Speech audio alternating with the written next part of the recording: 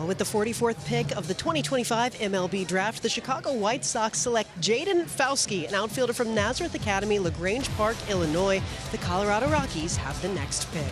All right, thank you very much. The 2025 Gatorade High School Player of the Year in the state of Illinois, drafted as an outfielder. There was some talk that he'd be a catcher, Carlos.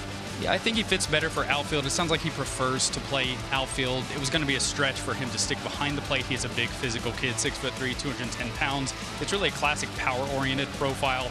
He dealt with some injury this spring, but I do think teams feel pretty good that he's going to be a really impactful bat, enough to make an impact if he has to play right field. He's played some first in the past. I do think he runs around well enough to play that position, but really the calling card here I think is the above-average power. Yeah, true bat and a powerful athlete. He can probably play all over along the field, but outfield kind of makes sense to me. That way you don't zap the bat.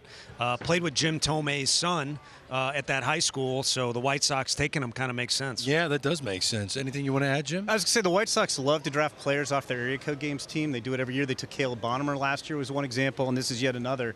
The players they work with at the area code games always seem to make their way to the White Sox in the draft. A good night, Dan. What do you think of the White Sox, what they've accomplished tonight? Again, I think they took two premium position players. I think it's a need in the organization. They're going to have to be a little patient with their development process.